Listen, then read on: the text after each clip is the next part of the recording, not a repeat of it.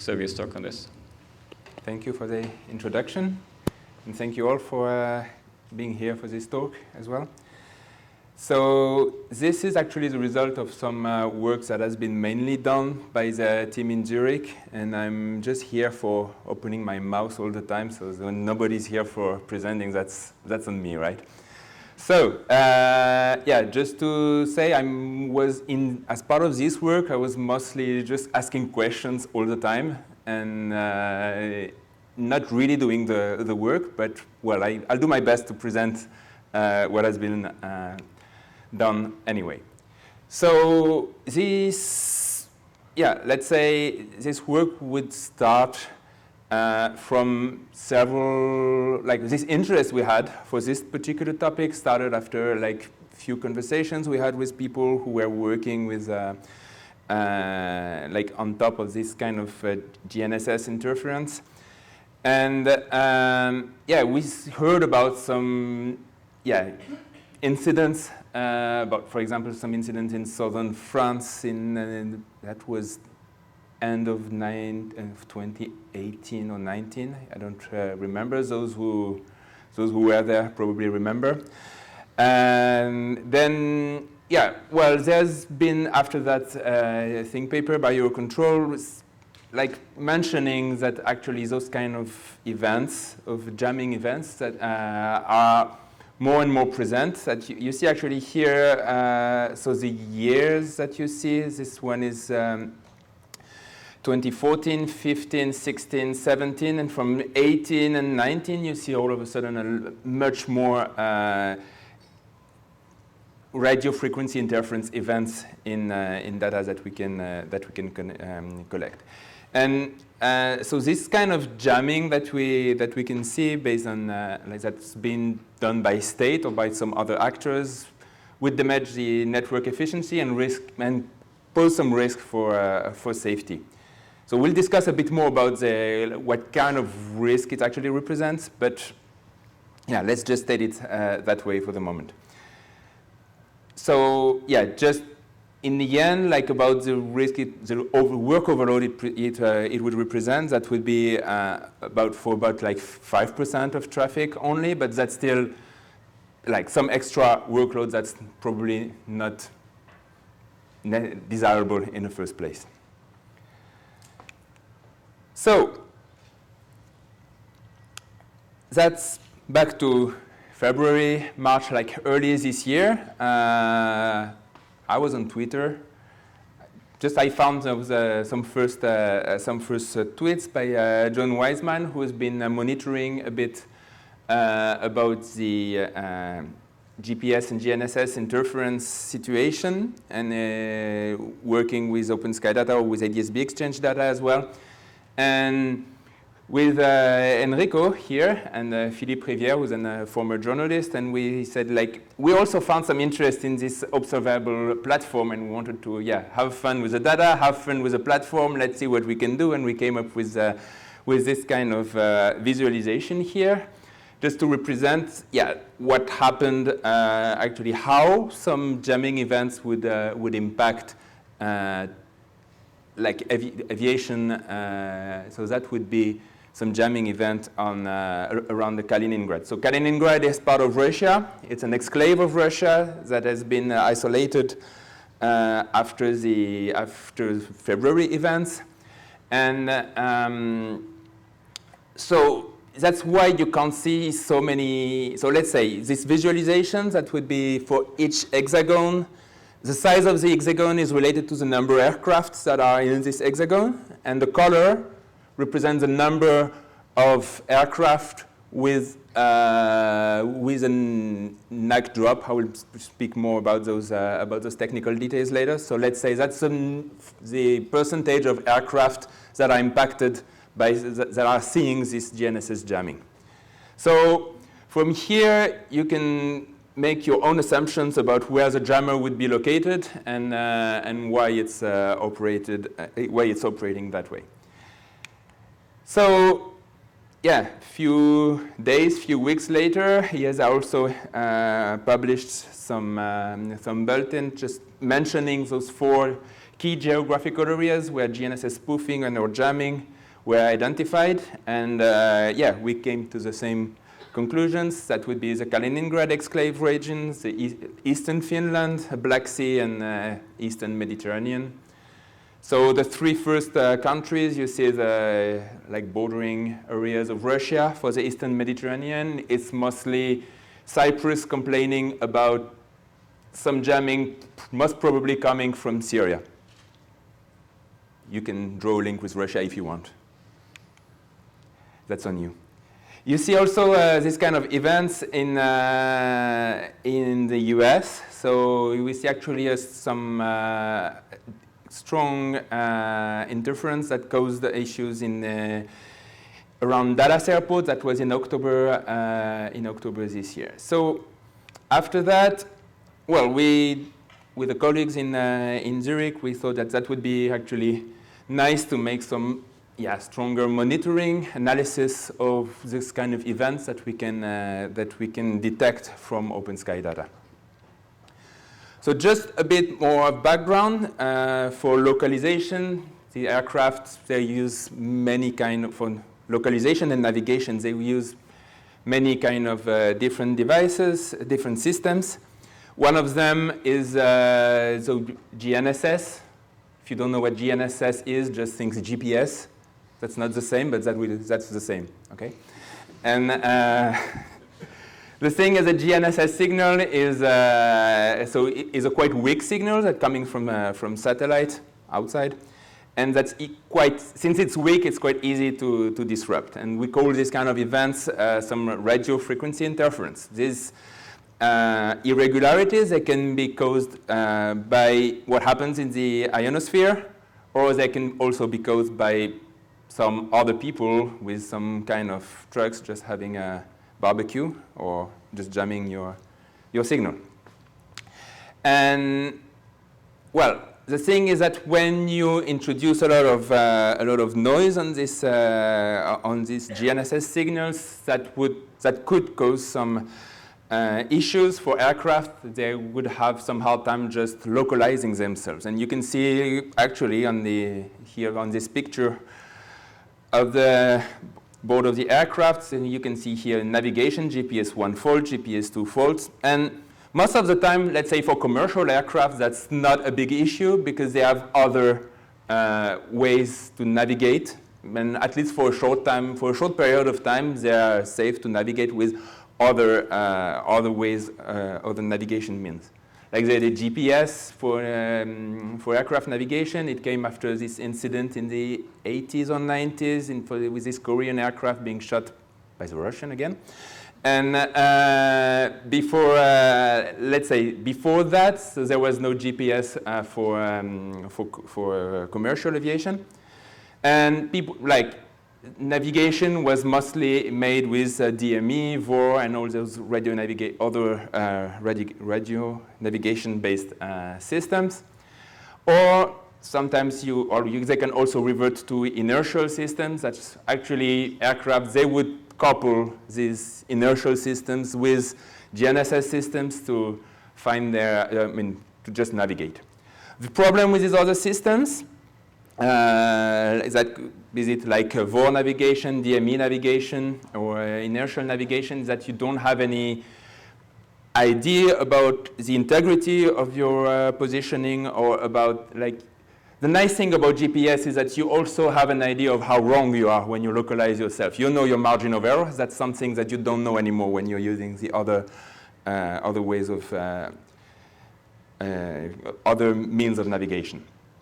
So, let's say for problem statements, so GNSS technology is quite a nice feature for air navigation. Air navigation relies more and more on this technology, and we see more and more radio frequency interference rising. So the idea of this study was, first, let's try to analyze the impact of GNSS jamming on air traffic. And we focused on, I'll explain just like quickly why we focused here on an area over Eastern Europe, just using open source ADS-B data that we have through through the OpenSky network. So there are actually two things here when you see this objective, because when you say analyzing the impacts, there's already quite some work to just describe. Describe the importance of this jamming and like discussing the impact and the actual impact on the usual operations in the area. It's still another topic that we are trying to move in at, like if we want to fully focus only on the impact of jamming, that would be probably part for space for future works, but we set the proper like the first element so that we can go further. So, just for some background, so what we can see is, well, we've seen that in previous studies that when an aircraft is affected by interferences, what you will see in the ADS-B data is that the position messages are missing. You still have some status messages, and you see a NACP value that decreased to 0. So NACP is basically, so correct me if I'm wrong, we have the genius of the Bible of modest messages who is here, but like the P stands for position, and that must be navigation, accuracy, and I forgot for the C. Category, thank you. And so you see also, well, basically that's the table that you have on the right of this slide is that you have all these indices, this category indices, let's say it's a number between 0 and 11 that you can associate to an uncertainty about your position.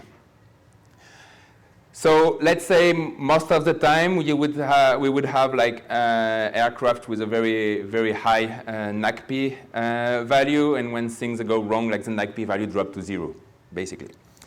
So just to mention, a little bit of history, like the fact that position messages are missing when an aircraft is affected by RFI is something that's quite recent, because I just went back to my old files on my computer, like my first time I attended this symposium. At the time it was a workshop in Kaiserslautern.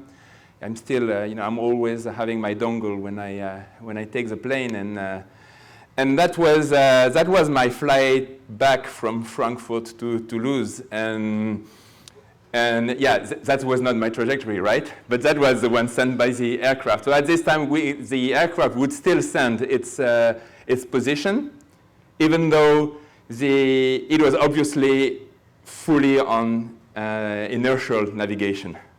So that was fun thing we could have before that we don't have anymore, because today aircraft do not send their position anymore when they lost the GNSS capability. Anyway, it's fun to run in the fields, right? So, just about the methodology that we had for this study. So, started by identifying some areas of interest, and then starting collecting, preprocessing data, identifying trajectories affected by RFI, and then do some kind of analysis on top of it. So for the identifying those zones, we actually came back to the great work by John Weisman after like few weeks after we did those first visualizations of data around Kaliningrad. He started this nice website called gpsjam.org. So he's monitoring actually. There's a 1 day lag or 1 or 2 days lag after you see the data with a bit of delay. But basically, yeah, he's computing this big map around the world and checking on jamming events that occurred on those days. And so, yeah, we agreed the most impacted areas would have been the Black Sea, Kaliningrad region, Eastern Finland, and Eastern Mediterranean. On this map, we see particularly the one like Cyprus probably complaining, and what happens around the Black Sea. And you also see here like no traffic in above Ukraine, so that's not necessarily because of lack of coverage, but that's really because the airspace is still closed. So that's something also, like, since we don't have aircraft flying over Ukraine, we don't have any measurements anymore as well. So that's something that that's something that's also interesting about using aircraft as sensors, as a way to measure things about what's happening if you don't have aircraft anymore. For example, during COVID or during other kind of events, then you don't have the measurements you used to, and the measures you used to compute from the data you get from the aircraft. Anyway, so for this study, we focused on this Black Sea area, also because we had some quite good coverage over the area, at least in higher altitude. So we took data from 1st of February to 31st at the end of August.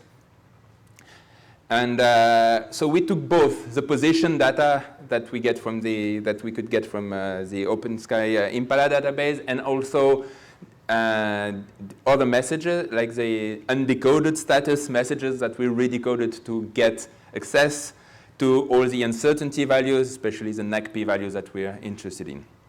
Then, merging, downsampling. Well, we have this data set of many trajectories. I'll let you read the number. I can say it in French fast, but it's more impressive than English. So,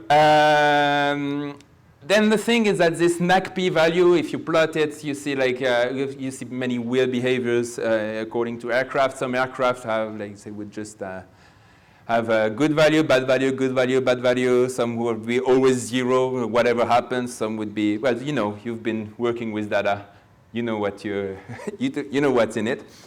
So what we can say basically is that, so if a flight is affected, you should see a decrease of NACP value. Something like most of the time it decreases to 0. When you get out of this interference area, you see an increase of the NACP value.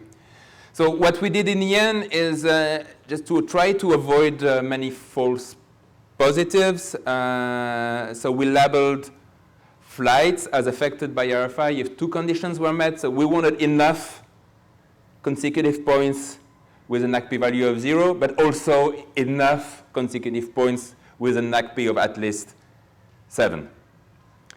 So if we have those, like if we see an aircraft which had a good NACP value for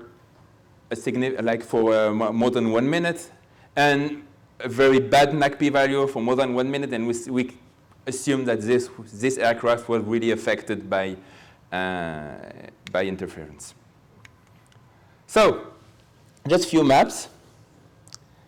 What you see here on the left-hand side is just the total traffic that you see. That's nothing related to if it's in blue, it's not related with jamming at all.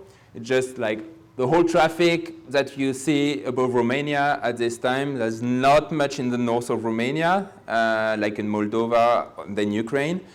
And like let's say the highest density is over southwest Romania and Bulgaria. Then we counted all these jamming events and all these aircraft affected by jamming, and you see, well, it's also really like quite well.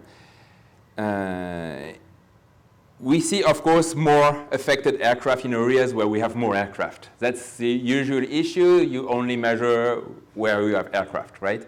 But that's why the map on the right-hand side is more interesting, is that we look at this jammed aircraft ratio. So we divide the number of affected aircraft by the total number of aircraft in the area. And then you start seeing a more interesting view of, where could the jammer be basically, or jammer or jammers? We don't know how many there are. Well, my own assumption is that they're probably on the sea. There is or there are, but I mean, it's still hard to really determine from the location of the jamming sources. So those two plots here, they look a bit alike. Well, first thing you can see is just like trying to count the number, plot the number of aircraft affected by jamming just over this 6 months period. And you see basically like few events in the beginning and a very strong jamming activity in late May and June of that year. So we plotted, so the blue line and the red line is actually, it looks similar, it's just they're not on the same scale. The blue line, the scale is on the left, the red line, the scale is on the right. We just wanted to look at absolute value and the percentage of aircraft affected, so divided by the total number of aircraft. And you see, well, the two lines are actually pretty similar. So that would be actually up to, in the worst situation, we see that actually 60% of aircraft were affected by interference. So that's another view. We'll also try to look, it's basically the same plot as before. We just add a new dimension with the hour in the day, just to find if, if the jammer has office hours or not. And actually, apparently, the jammer, like even in this nice, I think this one doesn't work anymore, does it? No. You have it here, I don't have it here. Okay. Ooh, okay, I wanted to point this area here. And like even in June, where the jamming was pretty strong, it looks like it's having a lunch break, right? And well, the idea was more to look like if there would have been some interesting patterns, like some days where jamming would occur this way or another one, and you see it's still pretty random. And but yeah, I mean it's eye candy. This one, so this box plot is more about to see on average the distribution, let's say, more of simultaneous aircraft affected by interference. What you're interested in is not saying like there's one aircraft affected by interference, but like that's a smell if you see many aircraft affected by interference at the same time.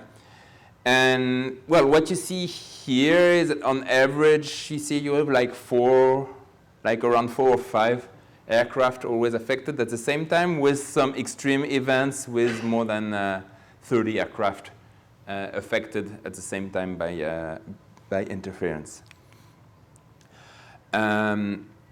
So per aircraft, what you like to see also is like when you take an individual aircraft, for how long it's affected by interference, you see that most of the time it's a matter of 10 to 15 minutes. But with some extreme events, with some aircraft being affected like more than an hour and a half. So either they're really enjoying their time in the jamming area, or it's just probably again like some like the rule that we had to detect like how much time you spent with a good NACP and how much time we spent with a bad NACP. Maybe those those aircraft would we could have labeled them differently. Let's say that.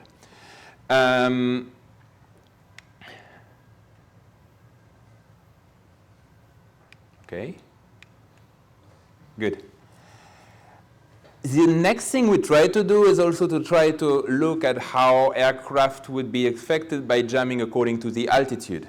So of course you have a lot more flight in high altitudes. It's just all the en route traffic, but still, like if you do the computation like this ratio, if you compute the ratio by yourself here, you see that actually, if you look at lower flight levels, we have more non-jammed aircraft than jammed aircraft, whereas if you are in higher flight levels, you see more like a 50-50 ratio. What it means is basically, right, it's not that flights are really less sensitive to interference when they're below the en route levels. It's also more that if you have a jammer somewhere, it's probably sending also not like a cone. direction. Like it's not affecting really what happened. It's affecting low altitude aircraft only in the aircraft that are close to the jammer, but not those that are more far away. So let's say what we did here, it's, well, I really tried to analyze this open source ADS-B data to get a better understanding of GNSS jamming activity.